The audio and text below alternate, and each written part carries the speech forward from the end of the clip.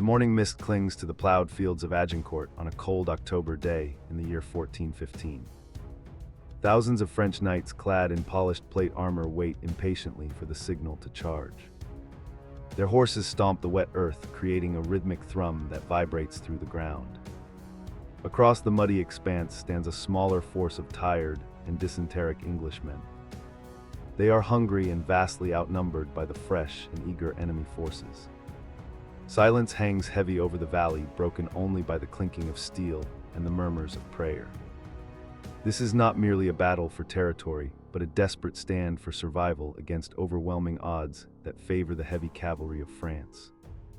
The stakes could not be higher for the English army under the command of King Henry V. If they fall here, the English crown loses its foothold in France, and the king himself likely faces death or capture. The French nobility is confident in their superior numbers and their martial prowess. They view the English force as a ragged band of peasants led by a desperate monarch. The chivalric code dictates that heavy cavalry is the supreme force on the battlefield. To the French commanders, the idea that commoners with bows could stop the flower of French chivalry seems laughable. They prepare to ride down the invaders and end the campaign in one decisive and bloody charge. Standing in the front lines of the English formation is a man named Thomas. He is a yeoman archer from the forests of England. He is not a knight, and he owns no land of significant value. His hands are calloused and his shoulders are broadened by years of pulling a heavy war bow. He wears a simple padded jacket and a steel helmet that has seen better days. In his hand he clutches a 6-foot staff of yew wood. This simple piece of organic material is the only thing standing between him and the thunderous charge of armored knights. He is the protagonist of this story and the wielder of a weapon that will change the world. How can a simple piece of wood defeat the finest steel armor ever forged in Europe? This question plagued military strategists and noblemen alike during the 100 Years' War. The French knights are encased in plate armor that is virtually proof against sword cuts and spear thrusts. They ride massive war horses bred for impact and aggression. The physics of the battlefield seem to heavily favor the heavy mass and momentum of the cavalry charge. It seems impossible that a projectile driven by muscle power alone could penetrate steel plate or stop a charging destrier in its tracks. The disparity in technology and social status between the knight and the archer is immense. The answer lies in the terrifying mechanics of the English longbow and the discipline of the men who use it.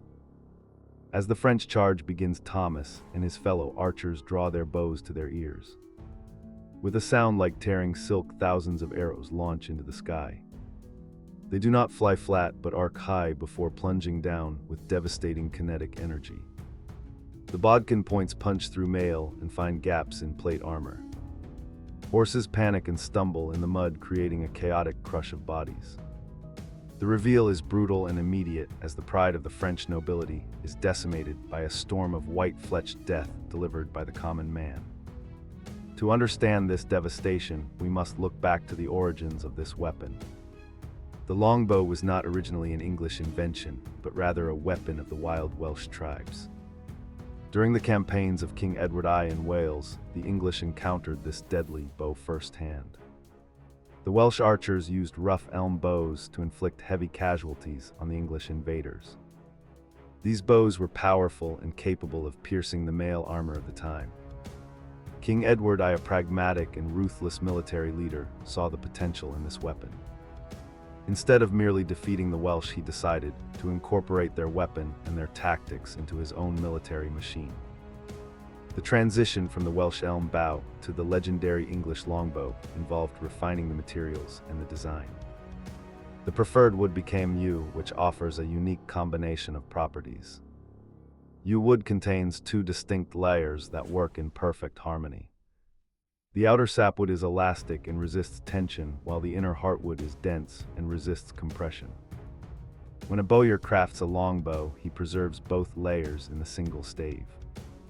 This creates a natural composite spring that generates immense power when drawn. The design is deceptively simple, yet it represents a pinnacle of material engineering using nothing but natural wood. Sourcing enough yew to equip an entire army became a logistical challenge for the English crown. The best yew did not grow in England, but in the warmer climates of Spain and Italy. English monarchs passed laws requiring merchants to import yew staves with every shipment of wine or goods. This ensured a steady supply of high-quality wood for the royal armories. The trade networks of Europe unknowingly contributed to the weapon that would eventually slaughter their own nobility. Every barrel of wine that entered an English port brought with it the raw material for several war bows. This strategic resource management was crucial for English military dominance. The construction of a longbow required a master craftsman known as a bowyer. These artisans would shape the stave with a draw knife, carefully following the grain of the wood. A finished war bow measured around 6 feet in length and was incredibly thick in the center. The draw weight of these weapons was staggering by modern standards. While a modern recreational bow might have a draw weight of 40 pounds, a medieval war bow often required a pull of over 100 pounds. Some estimates suggest draw weights as high as 180 pounds. Drawing such a weapon required immense physical strength and years of conditioning. This brings us to the archer himself. A man like Thomas did not simply pick up a longbow and head to war. He began training as a young child. The physical demands of the longbow were so great that they actually reshaped the skeletons of the archers. Archaeologists examining the remains of archers from the ship Mary Rose found clear evidence of bone deformation. Their left arms showed thickened bones, and their spines often had twists resulting from the immense muscular force applied during the draw. The archer was literally built for his weapon. His body was a biological machine, conditioned for the singular purpose of loosing arrows. The English government understood that a formidable force of archers could not be raised overnight. To ensure a ready supply of skilled men, kings passed strict laws regarding sports and leisure. In 1363, King Edward III proclaimed that all able-bodied men must practice archery on Sundays and holidays. Other games such as football and handball were banned under penalty of imprisonment. The village green became a training ground where men competed for status and small prizes. This national conscription of leisure time created a deep reserve of manpower that no other European nation could match. The arrow used by these men was as important as the bow itself. The standard war arrow was heavy and thick, often made of ash or birch. It was fletched with goose feathers, which were tied on with silk or linen thread and glued with verdigris. The supply of feathers was another logistical hurdle, requiring the crown to demand tributes of goose feathers from the counties. Hundreds of thousands of arrows were needed for a single campaign. The sheer volume of ammunition required a massive industrial effort behind the scenes involving Fletcher's smiths and transport wagons. The most feared component of the arrow was the arrowhead. While broadheads were used for hunting and against unarmored targets, the battlefield required something different. The bodkin point was a heavy square-profiled tip designed to punch through resistance. It acted like a chisel, concentrating the entire kinetic energy of the arrow onto a tiny point. While there is debate about its ability to penetrate high-quality breastplates, it could certainly pierce mail armor and the thinner plate of limb defenses. Against horses, the arrows were terrifyingly effective regardless of the armor worn by the beast. The strategic deployment of longbowmen was revolutionized during the 100 Years' War. English commanders learned to place their archers on the flanks of their formation, often in a V shape. This allowed them to create a crossfire that covered the entire front of the battlefield. An advancing enemy would be subjected to arrows from multiple angles. This formation funneled the enemy towards the center, where the English men at arms waited. The archers were not merely support troops, they were the primary offensive arm of the English military machine. They dictated the flow of the battle before the melee even began. The first major demonstration of this tactical supremacy occurred at the Battle of Crecy in 1346. King Edward III commanded a force that was heavily outnumbered by the French army. He chose his ground, carefully setting up on a ridge. When the French Genoese crossbowmen advanced, they were outranged and outshot by the English longbows. The longbow could be fired much faster than a crossbow. While a crossbowman struggled to span his weapon, an English archer could loose 6 or more arrows. The sky turned dark with missiles, and the Genoese were forced to retreat in panic. Following the retreat of the crossbowmen, the French knights charged with blind fury. They rode uphill through the muddy ground directly into the storm of arrows. The result was a slaughter. The arrows killed horses and wounded knights, creating a wall of fallen bodies that blocked the advance of those behind. The English stood their ground and continued to pour fire into the chaotic mass. Crecy was a shock to the system of medieval Europe. It proved that a well-organized force of infantry and archers could destroy the finest heavy cavalry in Christendom. The age of the invincible knight was beginning to fade. 10 years later, at the Battle of Poitiers, the Black Prince repeated this success. The French King John II was determined to crush the English raiders. The English army was laden with loot and trying to retreat when they were forced to give battle. Once again, the terrain and the longbow played decisive roles. The English archers used the hedges and vineyards to cover their positions. They targeted the horses of the French cavalry, rendering the mounted charge ineffective. The French were forced to fight on foot, but they were exhausted by the march and the constant hail of arrows. At Poitiers, the archers demonstrated their versatility. When their arrows were spent or when the enemy closed the distance, they did not flee. Instead, they dropped their bows and drew swords, axes, and mallets. They swarmed the heavily armored French knights who were bogged down in the mud and heat. The lighter equipment of the archers allowed them to move quickly and strike at the vulnerable joints of the knights' armor. The battle resulted in the capture of King John II himself, a catastrophe for France and a triumph for the English longbowmen. The psychological impact of the longbow cannot be overstated. The sound of thousands of arrows flying through the air was described as a terrifying hiss.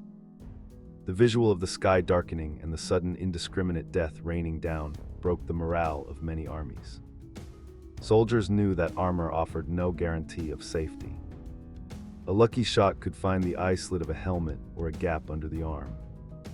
This random nature of death dealt by an unseen enemy from a distance was horrifying to men raised on the ideal of face-to-face combat.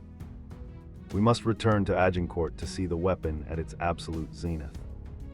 King Henry V had marched his army to exhaustion. They were sick and starving when they were intercepted by the massive French host. The French had learned from Crecy and Poitiers, or so they thought. They planned to flank the archers and crush them. However, the muddy terrain and the narrow battlefield between two woods prevented them from maneuvering. The English archers hammered heavy wooden stakes into the ground in front of their positions. These stakes were sharpened and pointed towards the enemy, creating a portable fortification. The French cavalry charge at Agincourt was a disaster of coordination. The ground was a quagmire of deep mud. As the heavy horses struggled forward, the English archers unleashed a relentless barrage. The arrows struck the horses, driving them mad with pain. The wounded beasts rampaged through their own lines, disrupting the advance of the infantry. The French men-at-arms were packed so tightly that they could barely lift their weapons. They were pressed forward by the weight of numbers behind them, directly into the kill zone of the English bows. The volume of fire at Agincourt was unprecedented. Historians estimate that the English army had millions of arrows in their supply train. If 5,000 archers each loosed 10 arrows a minute, that equates to 50,000 arrows falling on the French every 60 seconds. It was a storm of wood and iron that physically battered the French army. Even if an arrow did not penetrate the plate armor, the sheer force of the impact could knock a man off balance or stun him. The accumulation of hits exhausted the advancing knights before they could strike a blow. As the French formation collapsed, the English archers once again dropped their bows. They surged forward with knives and hammers, killing or capturing the immobilized French nobles. The mud was so deep that knights who fell could not stand up, and many drowned in their own helmets. The result was the near total destruction of a generation of French nobility. Agincourt cemented the legend of the longbow in the English national identity. It was the victory of the few against the many, the commoner against the aristocrat. However, the dominance of the longbow was not destined to last forever. The 15th century saw the rise of a new technology that would eventually render the bow obsolete. Gunpowder weapons, particularly the arquebus and the musket, began to appear on European battlefields. Initially, these early firearms were inferior to the longbow in almost every way. They were slow to load, inaccurate, and prone to exploding in the hands of the user. A skilled archer could fire 10 arrows in the time it took a musketeer to load a single shot. Despite the superior rate of fire of the bow, the gun had one massive advantage. It took years to train a competent longbowman. The skeletal deformation we discussed earlier is proof of the lifetime of dedication required. If an army lost its corps of archers, they could not be replaced for a generation. In contrast, a peasant could be trained to use a firearm effectively in a matter of weeks. The economic and logistical arguments began to favor the gun. It was cheaper and faster to raise an army of musketeers than to maintain the culture of archery required for the longbow. The decline was slow and gradual. For a long time, the longbow and the gun coexisted on the battlefield. There were debates among military theorists about the merits of each. Some argued that the bow was still superior due to its rate of fire and reliability in wet weather. Rain could ruin gunpowder, but a bowstring could be unstrung and kept dry. Yet as armor improved to stop bullets, it became too heavy for men to wear comfortably. As armor was discarded, the high penetration of the heavy war bow became less unique. The noise and smoke of the gun also had a psychological effect that rivaled the arrow storm. By the 16th century, the longbow was being phased out of military service. In 1595, the trained bands of England were ordered to exchange their bows for muskets. It was the end of an era. The weapon that had won Crecy and Agincourt was relegated to sport and hunting. The skills of the bowyers and the fletchers began to fade. The great yew forests of Europe had been depleted, and the culture of the village green archery practice slowly died out. The yeoman archer was replaced by the line infantryman with his firearm. The legacy of the English longbow, however, remains powerful. It is remembered not just as a tool of war, but as a symbol of English independence and strength.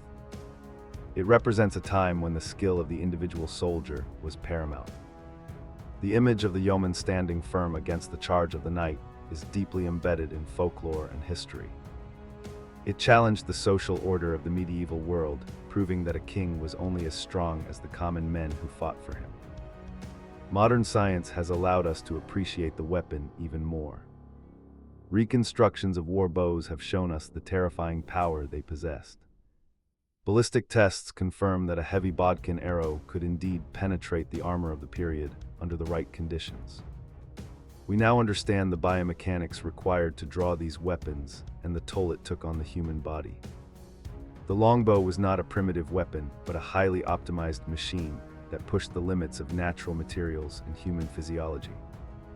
The longbow also influenced the political landscape of England. Because the kings relied on a large armed population of commoners, they had to treat their subjects with a degree of respect unknown in other nations. The yeomanry became a powerful political class. They were free men who knew their worth and their importance to the safety of the realm. This unique social dynamic helped shape the development of the English Parliament and the rights of the common man. The bow empowered the people in a very literal sense. We can also trace the impact of the longbow in the English language. Many phrases we use today have their roots in archery. To be highly strung refers to the tension of the bow. To hit the mark means to succeed. Even the V-sign gesture used in Britain is rumored to stem from the archers showing their fingers to the French to prove they had not been cut off. While some of these etymologies are debated, they show how deeply the culture of archery penetrated the daily life of the English people. The tactics developed for the longbow also laid the groundwork for future military doctrine. The idea of combined arms where missile troops protect infantry and disrupt the enemy is a standard of modern warfare. The English commanders of the Hundred Years' War were pioneers in using terrain and defensive positions to maximize firepower. They understood that a battle could be won before the armies even touched by softening up the enemy from a distance. This philosophy of overwhelming firepower is still central to military strategy today.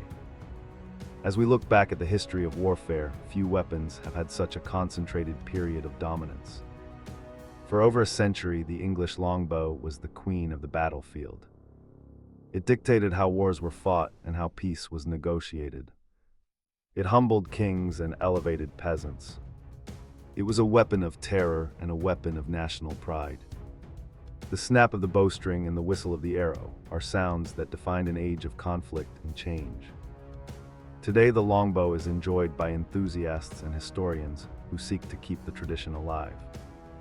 They craft yew bows using the same methods as the medieval masters. They shoot heavy arrows at distant targets, trying to capture a fraction of the skill possessed by men like Thomas. But they do so in peace, without the mud and blood of Agincourt. The weapon has returned to its roots as a tool for sport and a link to a distant past. It serves as a tangible connection to the ancestors who lived and died by the flight of the feather. In the end, the story of the English longbow is a human story. It is about the ingenuity of craftsmen who turned a tree into a weapon of mass destruction. It is about the resilience of the men who marched for weeks and stood their ground against death.